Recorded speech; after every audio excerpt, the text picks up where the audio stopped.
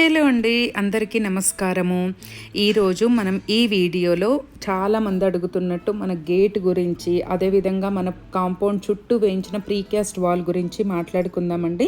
ఇందులో తీసుకోవాల్సిన జాగ్రత్తలు ఏంటి, నేను ఫేస్ చేసిన ప్రాబ్లమ్స్ ఏంటో అన్నీ కూడా మీతో షేర్ చేస్తాను. అయితే ఇదంతా కూడా ఒక సిరీస్ లాగా చేస్తున్నానండి, ఫామ్ వీడియోస్. ఎవరైనా ఫార్మింగ్ స్టార్ట్ చేయాలనుకునే వాళ్ళకి అన్నీ ఒకే దగ్గర ఇన్ఫర్మేటివ్గా ఉంటాయి అనేసి అలా సిరీస్ లాగా చేద్దాం అనుకుంటున్నాను. అయితే ఈ వీడియోకి వాయిస్ అక్కడే ఇచ్చానండి. అయితే పక్క పొలాలలో బోర్లు వేయటం వల్ల వాయిస్ డిస్టర్బెన్స్ వచ్చి మళ్ళీ వాయిస్ ఓవర్ ఇస్తున్నాను అనమాట. ఇక్కడ మీరు కనుక చూసుకుంటే మన చుట్టూ పెట్టుకునే గోడ అనేది ఇలా ప్రీకాస్ట్ వాల్ ఒకటి పెట్టుకోవచ్చండి. సెకండ్ వచ్చేసి ఏంటంటే మన సిమెంట్ బ్రిక్స్ తోటి ఒకటి కట్టొచ్చు. మూడోది వచ్చేసి ఏంటంటే గ్రానైట్ స్టోన్తో కూడా కట్టొచ్చండి. అయితే బడ్జెట్ దృష్టిలో కానీ ఫామ్ ల్యాండ్ సేఫ్టీ వైజ్గా కానీ మనకు ప్రీకాస్ట్ వాల్ సరిపోతుందండి. ఇంకా మన దగ్గర బాగా డబ్బులు ఉన్నాయనుకుంటే గ్రానైట్కి వెళ్ళొచ్చు. ఇంకా సిమెంట్ బ్రిక్ ఇది కొంచెం దగ్గరగానే ఉంటుందండి సేఫ్టీ. కాకపోతే సిమెంట్ బ్రిక్స్కి ఏంటంటే సిమెంట్ మాలు లేబర్ ఎక్కువ పడుతుంది, కాస్ట్ కూడా పెరిగిపోతుంది అనమాట. సో మనం ఈ ప్రీకాస్ట్ చూజింగ్ అనేది పర్ఫెక్ట్ అని చెప్పొచ్చండి. ఇంతకంటే తక్కువ అంటే ఫెన్సింగ్ వేయించుకోవాలి. ఫెన్సింగ్ కూడా ఇప్పుడు రేట్ ఏం తక్కువ లేదండి. ఒక్కొక్క గ్రానైట్ పోల్ వచ్చేసి 360-370 రూపాయలు చెప్తున్నారు వితౌట్ ట్రాన్స్పోర్ట్. మళ్ళీ దాన్ని ఎక్కించడం, దింపడం, ట్రాన్స్పోర్ట్ అంతా కలిపి అది ఈజీగా 400 వరకు పడుతుందండి. 380-390 వరకు పడుతుంది. ఇవన్నీ లెక్కేసుకుంటే అన్నిటికంటే నాకైతే ప్రీకాస్ట్ వాల్ బెటర్ అనిపించిందండి. అంటే మేము ప్రతిదీ నేను చూసి ఆ కాస్ట్ కటింగ్ ఎంతవరకు బెటరు, సేఫ్టీ, కాస్ట్ కటింగ్ అన్నీ బ్యాలెన్స్ చేస్తూ చూసే దీన్ని సెలెక్ట్ చేశామండి. అందుకే అలా సజెస్ట్ చేయగలుగుతున్నాను. తర్వాత నెక్స్ట్ పాయింట్ వచ్చేసి ఎంత హైట్ పెట్టుకుంటున్నామో మనం ప్రీకాస్ట్ వాల్ అనేది కూడా మ్యాటర్ అండి. ఎందుకంటే చాలామంది 5-6 పెట్టుకుంటారు. అప్పుడు అది మనకు పిట్టగోడలాగా అనిపిస్తుంది అనమాట. 7 ఫీట్ అన్నది మనకి పర్ఫెక్ట్గా ఉంటుందండి. ఎంత పర్ఫెక్ట్ అంటే ఒక మనిషి 6 హైట్ ఉంటాడు, ఆర్ఎల్స్ 6'2" ఉంటాడు. అంతకంటే హైట్ రేర్గా కదా ఉంటారు. అందుకనే మనం ఒక మనిషి తొంగి చూడడానికి కూడా వీల్లేనంత హైట్ 7 ఫీట్ అండి. అలా పెట్టించుకోవడం వల్ల చాలా సేఫ్టీ, ప్రైవసీ అనిపిస్తుంది. ఎందుకంటే లోపల చెట్లు, కూరగాయలు, ఆకుకూరలు ఉంటాయి కాబట్టి ఎవరికైనా చూస్తే టెంప్టింగ్ అనిపించి తెంపాలి అన్న ఆలోచన వచ్చినా కూడా వాళ్ళకి ఆ ఫెసిలిటీ లేకుండా ఉండాలి. అందుకని 7 ఫీట్ పెట్టుకుంటేనైతే నా పాయింట్ ఆఫ్ వ్యూలో నాకు సేఫ్ అనిపించిందండి. ఒక్కొక్క పలకని ఒక్కొక్క ఎస్ఎఫ్టీగా కౌంట్ చేస్తారనమాట ఇక్కడ. అండ్ ఇంకొక విషయం వచ్చేసి ఏంటంటే మనము వేసే ఈ పోల్స్ డెన్సిటీ అయినా, తర్వాత ఈ పలకల డెన్సిటీ అయినా ఖచ్చితంగా చెక్ చేసుకోవాలండి. దీంట్లో కూడా కాస్ట్ కటింగ్ ఎలా ఉంటుందంటే వాళ్ళు వాడే సిమెంట్ని బట్టి ఉంటుందండి.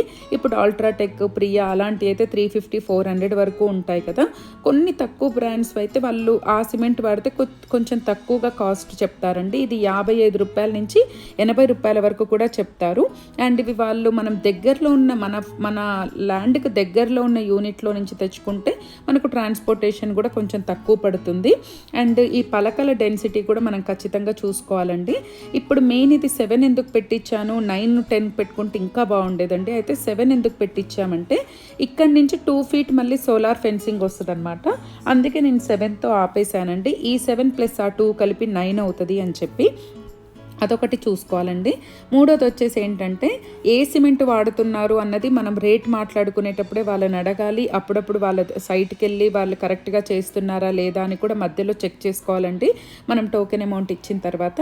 అండ్ మెయిన్ థింగ్ ఏంటంటే ఈ పలకల మధ్యలో వాళ్ళు ఎంత కరెక్ట్గా పెట్టినా చిన్న చిన్న గ్యాప్స్ వస్తాయండి, చిన్న హోల్ లాంటి గ్యాప్స్ వస్తాయి. వాటిని మళ్ళీ మనము లాస్ట్ పేమెంట్ చేసే రోజు ఇలా అన్నీ కూడా సిమెంట్తో ఫిల్లింగ్ చేయించుకోవాలండి. లేకపోతే వన్స్ వాళ్ళకి పేమెంట్ అయిపోతే మళ్ళీ వాళ్ళ చుట్టూ మనం తిరగాల్సి ఉంటుంది. అండ్ మనం ల్యాండ్ వాళ్ళకి ఇచ్చేటప్పుడు కూడా మన బార్డర్స్ ఏవైతే ఉన్నాయో అవి పర్ఫెక్ట్గా చూసుకొని మన మెజర్మెంట్స్ మనం చుట్టూ బార్డర్తో సహా వాళ్ళకి క్లీన్ చేసి ఇవ్వాలండి. ఒక లెవెల్ చేసి ఇవ్వాలి డోజర్తో కానీ జేసీబీతో కానీ. లేదంటే మనకు ఈవెన్గా లెవెల్లో రాదండి. మనకి ప్రీకాస్ట్ వాల్ అనేది హెచ్చు తగ్గులుగా వస్తుంది. ఒక దగ్గర డౌన్, ఒక దగ్గర హైట్ అలా వస్తుంది. అలాంటి ఇబ్బంది లేకుండా ఉండాలంటే మనం ల్యాండ్ అంతా పర్ఫెక్ట్ మెజర్మెంట్స్ తోటి ఇవ్వాలి. మనం మెజరింగ్ అనేది కూడా పెద్ద ల్యాండ్స్ అయితే సర్వే చేయించుకోవాలి, చిన్న ల్యాండ్స్ అయితే మనమే టేప్తో పర్ఫెక్ట్గా మెజర్ చేయించి వేయించుకోవాలండి. అదొక పాయింట్.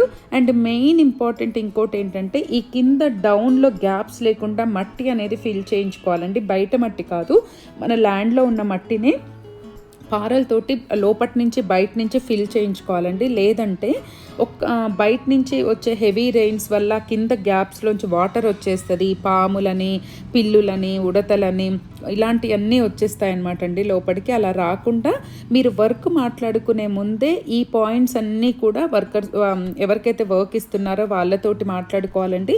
లేదంటే వన్స్ టోకెన్ ఇచ్చాక మాట వినరు. ఇదంతా మేము ఫేస్ చేసామన్నమాట. ఎంత మనం మాట్లాడుకున్నా ఈ చిన్న చిన్న వర్క్లకు వాళ్ళకి 500 1000 అడుగుతారు. సరే అలా ఇచ్చినా మనం పర్ఫెక్ట్ వర్క్ చేయించుకోవాలండి. ఈ విషయాలన్నీ కూడా మనం దృష్టిలో పెట్టుకొని ప్రీకాస్ట్ వాల్ డబ్బులు అయితే మాట్లాడుకోవాలండి.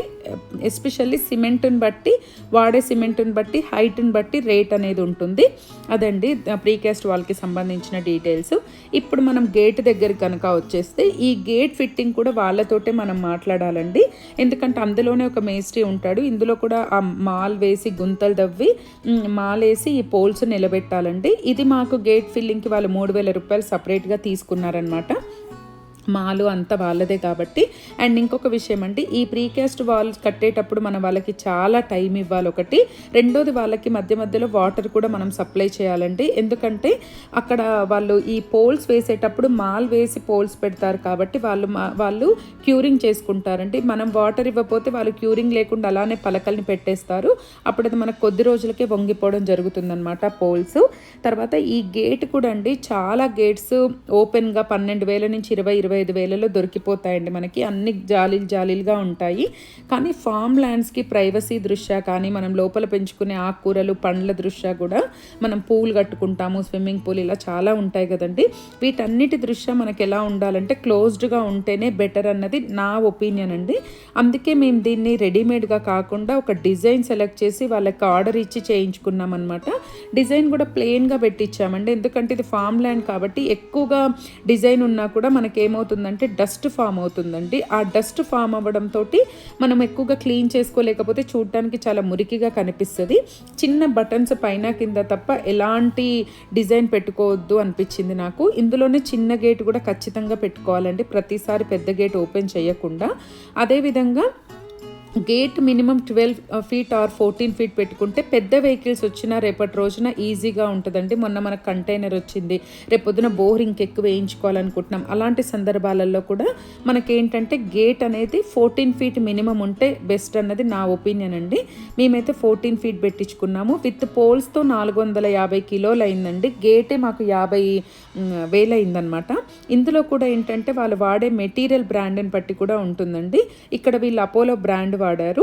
అది మనం ఎలా చూసుకోవాలంటే ఈ గేట్ చేసిన తర్వాత మనం వేయింగ్ మిషన్ దగ్గరికి వెళ్ళినప్పుడే పెయింట్ వేయటానికంటే ముందు ఆ వేయింగ్ మిషన్లో చూసుకుంటే మనకు అక్కడ అపోలో అని ఉంటుందండి. అంటే వేయింగ్ మిషన్లో కాదు, ఆ పెయింట్ వేయక ముందు ఆ రాడ్స్ మీద ఉంటుంది. అలా మనం చెక్ చేసుకోవాలండి గేట్ని. తర్వాత మనం ర్యాంప్ కట్టించుకునేటప్పుడు కూడా గేట్కి నేలకి అసలు గ్యాప్ అనేది జస్ట్ గేట్ రొటేట్ అయ్యేంత గ్యాపే ఉంచుకొని ర్యాంప్ కట్టించుకోవాలి. అప్పుడే మనకి ఇక్కడ కూడా మన వర్షపు నీళ్ళు, పాములు, స్ట్రీట్ డాగ్స్ ఏవి కింద నుంచి దూరకుండా ఉంటాయండి. అవన్నీ వచ్చేస్తే ఏమవుతాయంటే అవి చెట్ల దగ్గర తవ్వడము, డ్రిప్ పైపులు కొరకడము అలాంటివి చేస్తూ ఉంటాయండి. అందుకే గ్యాప్ లేకుండా మనం అదొకటి కూడా చూసుకోవాలి. తర్వాత ఇక్కడ ప్రీకాస్ట్ వాల్ ఒక ప్లేట్కి ఒక ఫీట్ లెక్క కౌంట్ చేస్తామండి. ఎన్ని పలకలు ఉంటే అన్ని ఫీట్ అన్నమాట. ఇక్కడ మనం ఇవన్నీ చేయించుకునేటప్పుడు మినిమం ఈ జాగ్రత్తలన్నీ గేట్ విషయంలో కానీ, ప్రీకాస్ట్ విషయంలో కానీ ఇవన్నీ 1-2 సార్లు ఒక 4-5 వెండర్స్ని కలిసి తిరిగి చేయించుకోవాలండి. ఎందుకంటే ఒక్కొక్కసారి అయితే రేట్ కంపారిజన్ లేకుండా, అసలు మనం కంపేర్ చేసేది లేకుండా చెప్తారనమాట.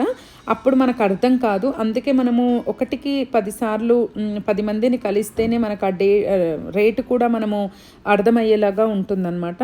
అస్సలు తొందరపడొద్దండి. కదండి వర్క్స్లో, వాళ్ళకు కావాల్సినంత టైం ఇవ్వాలి. మనకి ప్రీకాస్ట్ వాల్కి గేట్కి 15 రోజులు టైం పట్టిందనమాట.